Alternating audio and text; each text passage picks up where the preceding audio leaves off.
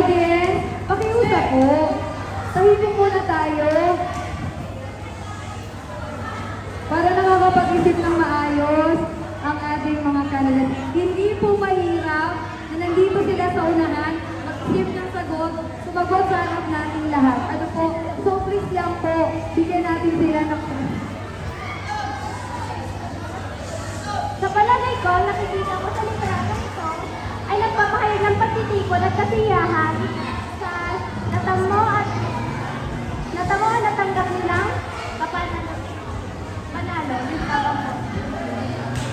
Thank you so much, Ms. Candidate number 3, Princess Liz Escalmado. Now we shall present to candidate number 6, Ms.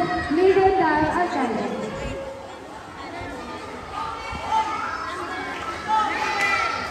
Anong number, Megan? Number 6. Sino po ang mga magulang ng mga batang ito na nag-iingay? Pakikukuha po ng mga anak natin. Ang Lisel, pag-isabihan yung number niya. Okay. Candidate number 6. Ang nakikita ko po sa litratong ito ay isang pagkakaisa at koordinasyon. Especially, makikita din po natin dito ang sportsmanship ng bawat isa dahil sa paglalaro po ng sport, it will have the characteristics of the sportsmanship and capable to have a unity. Thank you. Ano po, again, pinapaalala ko po, huwag po tayo masyadong maingay. Hindi masyadong narinig ng audience, ay ng judges po, ang sagot ng ating mga candidates. Mga bata, gusto niyo bang palungit ko kayo para tumantig? Mamaya na tayo maglaro. Ano po? Okay, let's have candidate number 7, Ms. Mika Inagati. Number 2. What number? Number 8.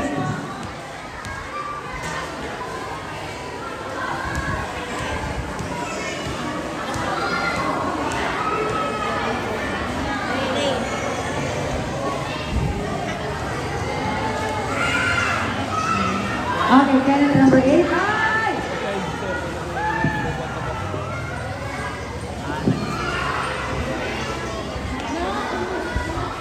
Okay, pulot po ng mga batang nagkakaroon ng ingay.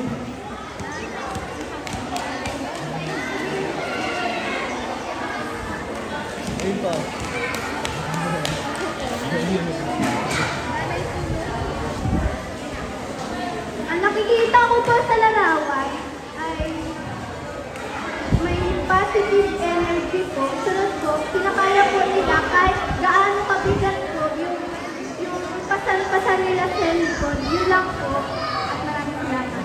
Maraming salamat, candidate number 7, Ms. Mika. Okay, let's have candidate number 8. Okay, this, Princess, Anata.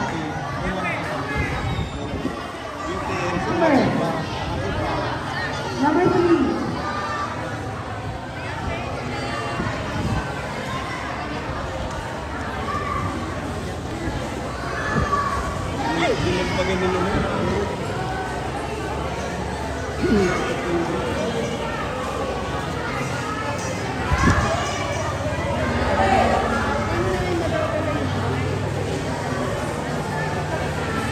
Ang nakikita ko sa larawan ay yung lalaki nasa oras na ng laro at may daliring nagkatawag sa kanya.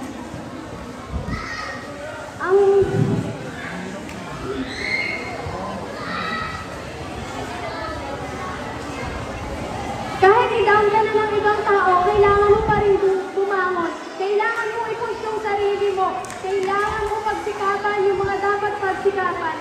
At yung mga taong nasa paligid mo, kaya kanilang hilahin pabalik sa kinaroroonan ng magandang buhay mo. And I thank you.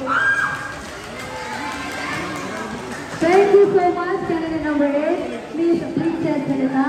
Let us have candidate number 10, Ms. Manali Babitan. Mamaya na po maglaro. Number?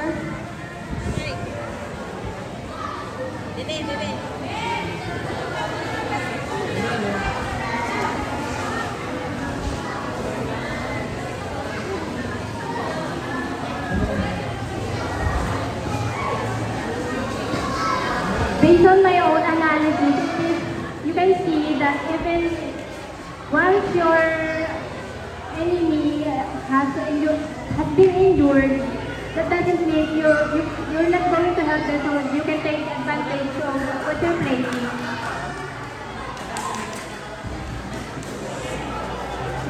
And also, that doesn't mean that the other team lost its member. You're just going to let it slide, like you're going to ignore them and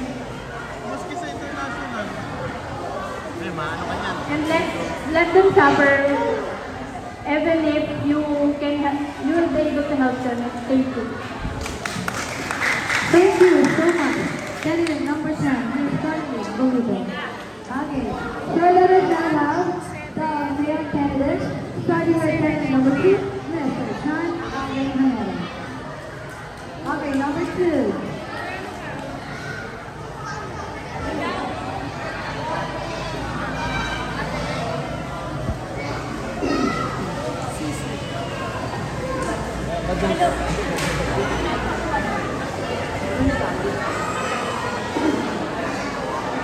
Ang pinapakita sa larawan ay isang bata na kung saan tayo magsisimula habang palaki tayo, na-experience natin kung anong mga bagay na nangyayari sa paligid na dapat nating pag-aralan at husayan para maging maayos ang kakalabasan ng mangyayari o kahit mangyayari o ilang po. Maraming salamat. Thank you so much, candidate number 2, Mr. John Alvin Manero. Now let's have candidate number 3, Mr. James Leo Chicoro.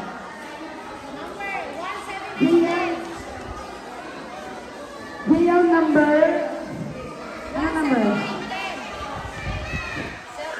Number 7, lucky 7.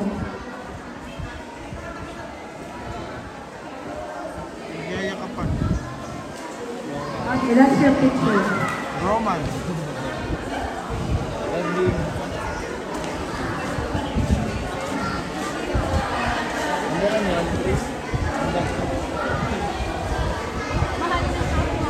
Pinapakita ko sa larawan ang pagiging malakas at matatag na manlalaro. Ladies and gentlemen, napaka-importante magkaroon tayo ng lakas ng loob sa bawat laban kinakaharap natin dahil ito ang pinakaunang at pinaka-importante kinakailangan natin upang manalo at ipagpatuloy ang mga laban. Tulad na lang lamang ng nasa imahe, pinoprotektahan niya ang bola para hindi maagaw at para may panalo ang laban. And, andyan po. Salamat. Thank you so much. Candidate number 3, Mr. James Leo Chicoro. Okay, let's have candidate number 6, with you and Diana. 1, 9, 10. Candidate number 1. Number 1.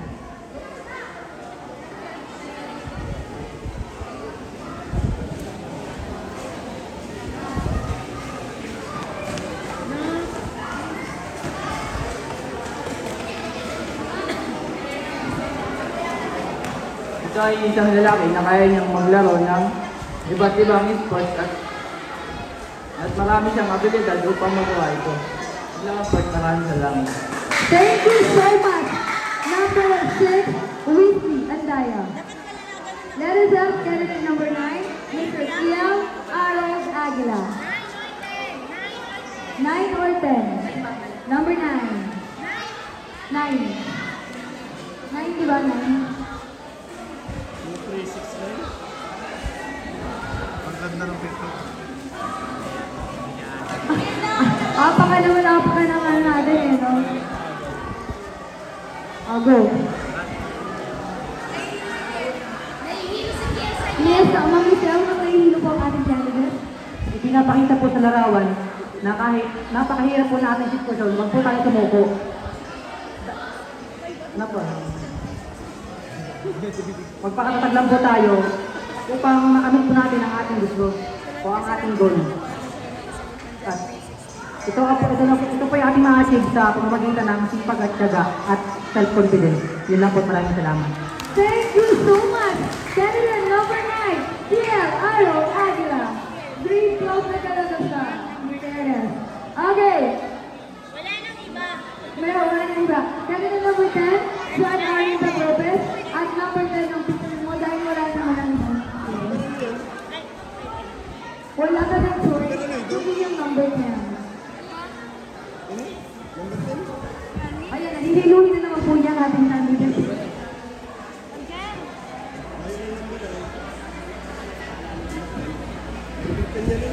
Base po sa picture na ito, maraming tao support sa'yo para maabot mo at ma-achieve mo ang mga gusto mo sa buhay. At Number 10 din siya. tutulungan ka nilang umangat at hindi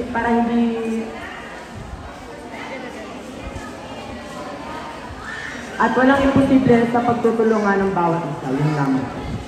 Thank you so much, John Arnie Cupid Lopez, candidate number 10. And that completes the question and answer portion for our top 5 finalists. Ano pa siya? Okay, ang sunod po ito, natinatali pa lang sa